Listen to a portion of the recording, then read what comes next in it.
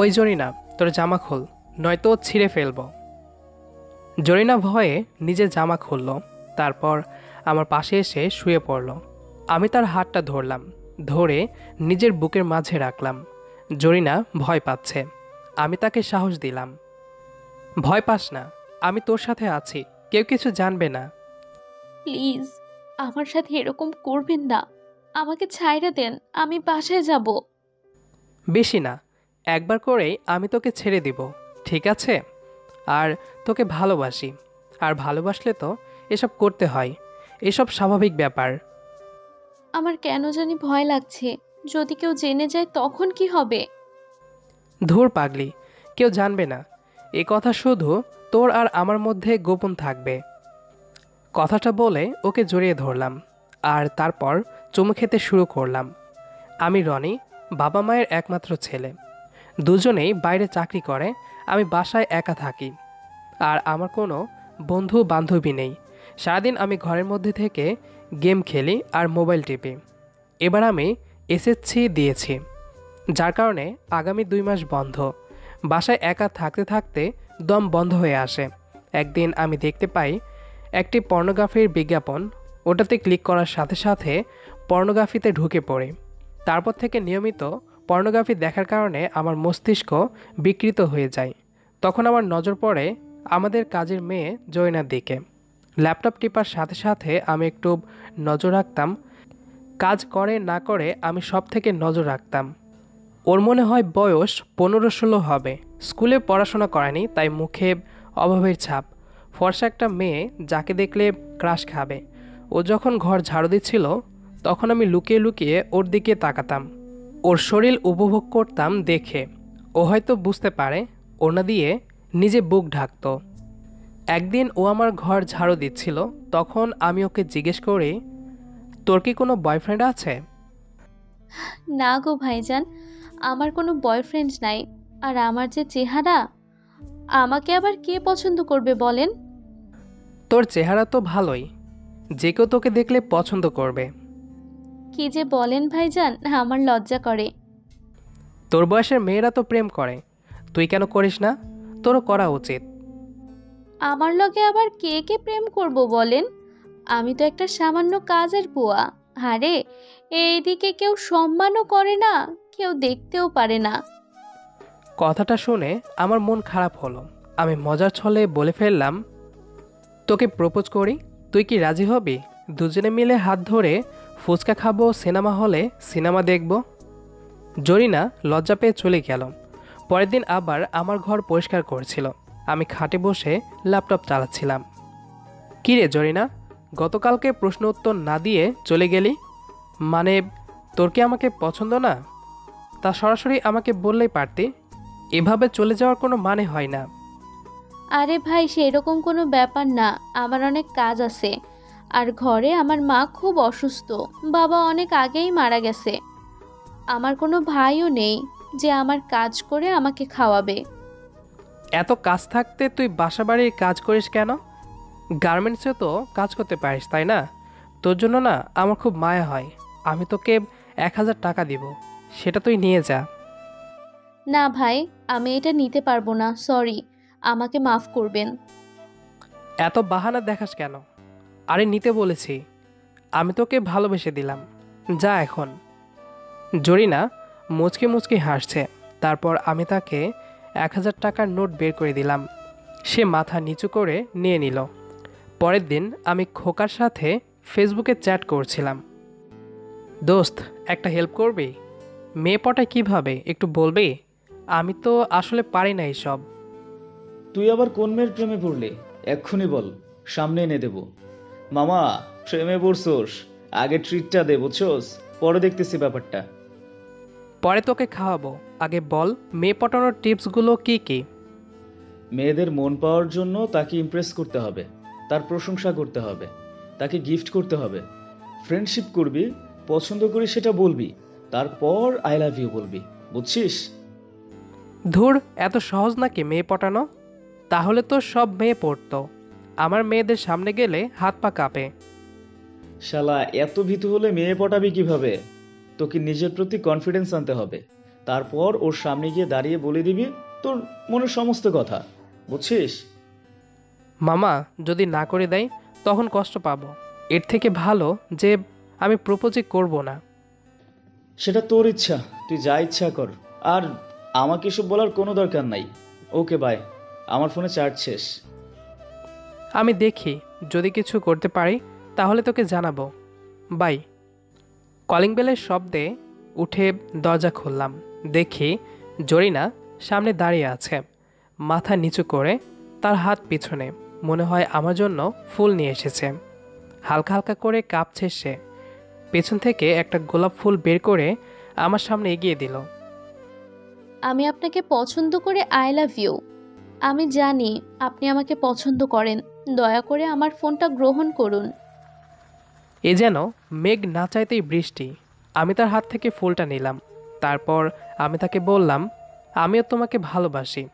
কথাটা বলে জড়িয়ে ধরলাম তাকে। রাতে খাবার খেতে বসেছি টেবিলের সামনে। জরিনা খাবার রান্না করে দিয়েছে। আব্বা আম্মু কাজ থেকে ফিরে আমার সাথে খাবার টেবিলে আছে।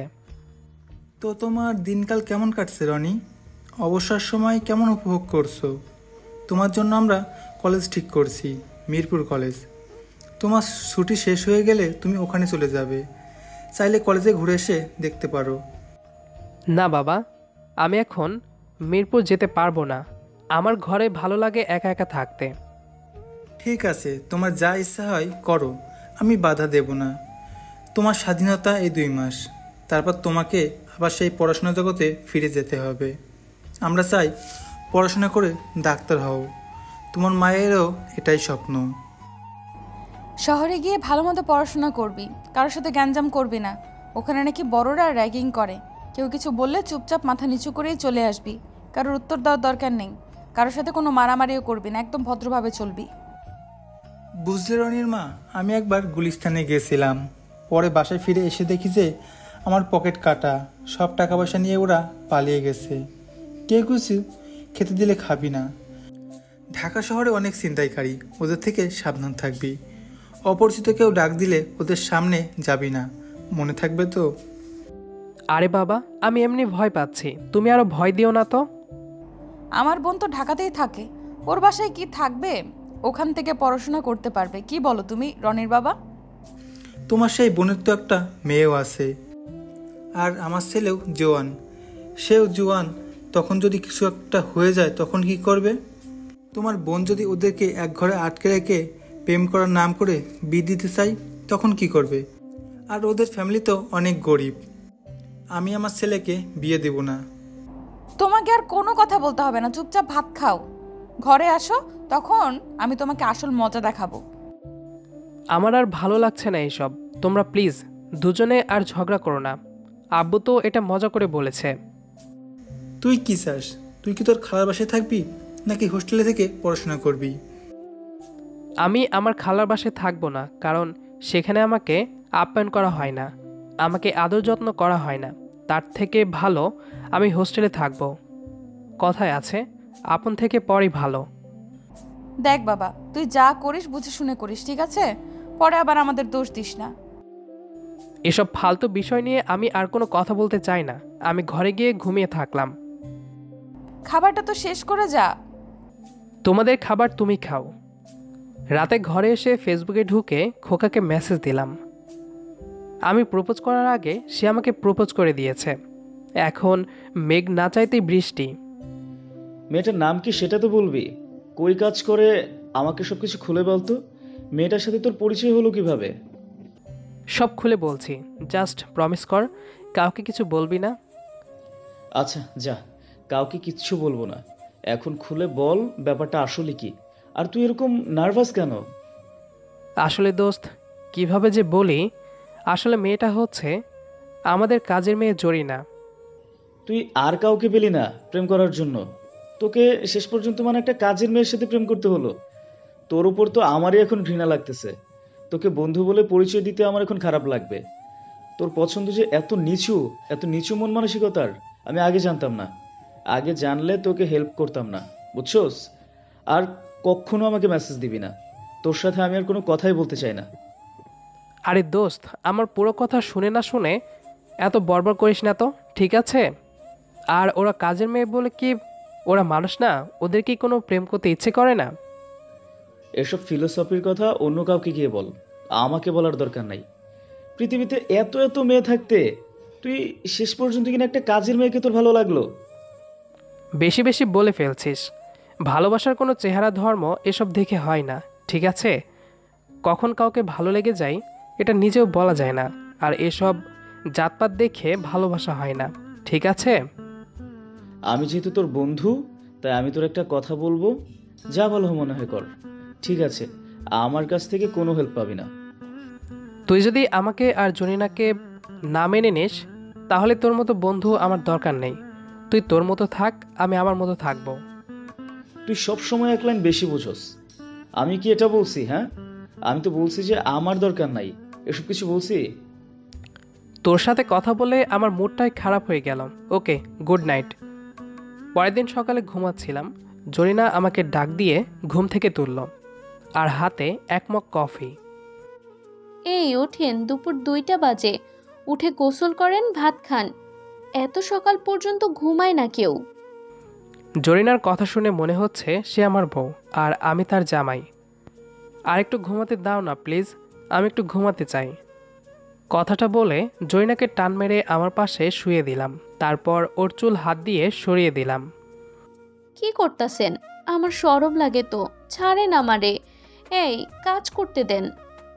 প্রেম করলে তো একটু রোম্যান্স করতে হয়, তাই না? চলো একটু রোম্যান্স করি। এতই যদি আপনার রোমান্স করার ইচ্ছা, আমারে বিয়ে করে নেন। আমি তাকে কাতুকুতু দিলাম। বিয়ে তো তোমাকেই করব, আমার পরিবারের বিপক্ষে গিয়ে হলেও আমি তোমাকে বিয়ে করব। আচ্ছা, একটা চুমু খাই তো ঠোঁটে, যদি কিছু মনে না করিস। জরিনা চুপ করে আছে, কোনো কথা বলছে না। তার মানে সে রাজি। আমি আস্তে আস্তে ওর ঠোঁটের কাছে এসে আলতো করে চুমু খেলাম, শুধু একবার। আজ শুক্রবার, আব্বা আম্মু বাসায় আছে, কেউ অফিসে যায়নি। এমন সময় দরজায় কলিং বেল বেজে উঠল। দরজা খুলে দেখলাম জরিনা দাঁড়িয়ে আছে। আমি তাকে ভেতরে নিয়ে আসলাম।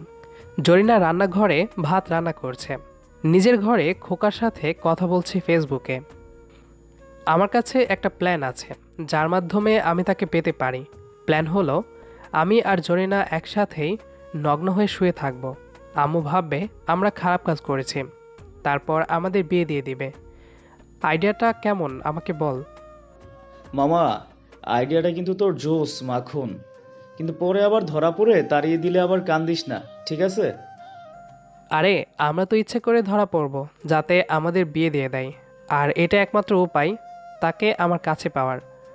আজ আম্মু আব্বু বাসায় আছে, আমি আজই প্ল্যানটা সফল করতে চাই। আমি আবারও বলবো, যা করার সবকিছু চিন্তা ভাবনা করে করিস, কারণ তোর বয়স কম। এই বয়সে আবেগ থাকে বেশি, আর এসব হচ্ছে ভালো লাগা, ভালোবাসা না, বুঝছোস? তাই এরকম কোনো ভুল ডিসিশন নিস না, যাতে তোকে পরবর্তীতে আফসোস করতে হয়।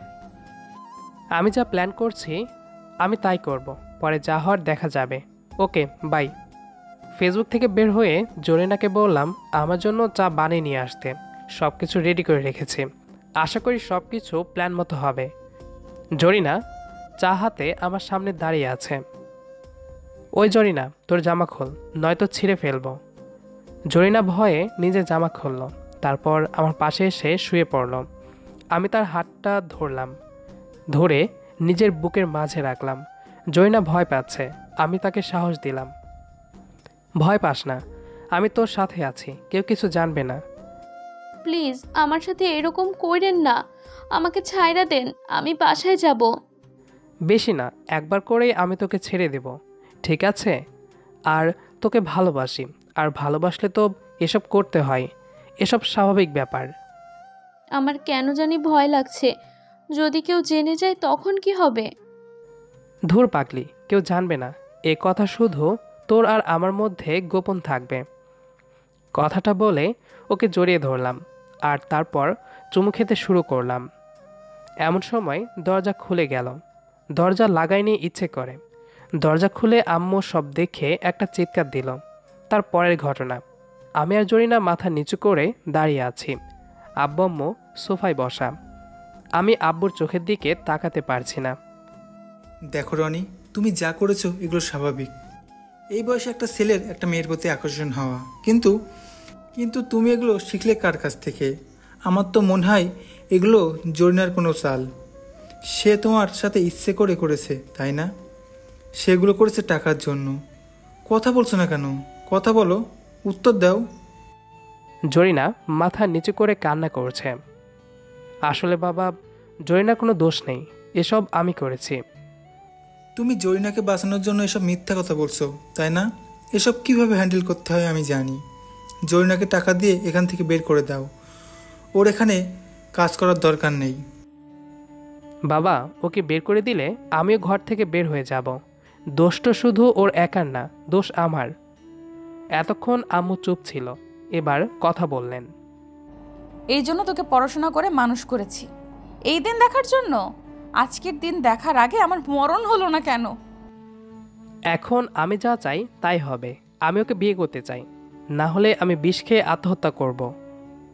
আম্মু কেঁদে দিলেন। আচ্ছা বাবা, তুই যা চাস তাই হবে, তাও এরকম কথা বলিস না। তারপর আব্বু আম্মু কাজী ডেকে আমাদের বিয়ে দিয়ে দিলেন। কথায় আছে, ভালোবাসা যদি সত্যি হয় তাহলে শত বাধা উপক্রম করেই আপনি তাকেই পাবেন যাকে আপনি ভালোবাসেন। আজ আমার আর জরিনার বাসরাত। আম্মুর দেওয়া লাল শাড়ি পরেছে সে। আমি ঘরে ঢুকে দেখি আমার খাটের ওপর বসে আছে। আমি গিয়ে তার পাশে বসলাম। অবশেষে তোমাকে পেলাম, দেখছো? বলছিলাম না তুমি আমার হবে? আমার এসব বিশ্বাসই হচ্ছে না। আমার মনে হচ্ছে এসব আমি স্বপ্ন দেখছি। এসব স্বপ্ন নয়, সব বাস্তব। চলো ঘুমিয়ে পড়ি। ধুর বোকা, বাসরাতে কেউ ঘুমিয়ে থাকে নাকি? এদিন তো মানুষ গল্প করে সারা রাত। আমি তো কোনো গল্প পারি না, তুমি না হয় তোমার জীবনের গল্পটা আমাকে বলো। আসলে আমি কোনো গরিবের মেয়ে না, আমিও বড়লোক ঘরের মেয়ে। আমার বাবার পুরান ঢাকায় কাপড়ের বিজনেস ছিল। সেই ব্যবসায় তিনি লস খেয়ে আত্মহত্যা করে। তারপর থেকে আমাদের দুঃখের জীবন শুরু হয়। ও মাই গড, কি বলো? তার মানে তুমিও একসময় বড়লোক ছিলে? আমার আসল নাম হচ্ছে মাইমুন আক্তার মরিয়ম। জরিনা আমার ছদ্মনাম। আমি তাকে জড়িয়ে ধরলাম। জীবনে তুমি অনেক কষ্ট করেছো, কিন্তু আমি আর এখন থেকে তোমাকে কোনো কষ্ট করতে দিব না। শত দুঃখে কষ্টে আমি তোমার পাশে থাকব। জরিনা কাছে দেখে আমি কপালে আর চোখে চুমু খেলাম। তারপর একটা গান ছেড়ে দিলাম টিভিতে। গান চলছে চলুক, সাথে আমাদের ভালোবাসাও চলছে। গল্পটা হয়তো খুব একটা ভালো করতে পারিনি, যার কারণে বলছি না। কেমন লেগেছে কমেন্ট করে জানাবেন। পরের গল্পটা এর থেকে ভালো দেওয়ার চেষ্টা করব। সবাই আমাদের সাথেই থাকবেন। ধন্যবাদ সবাইকে।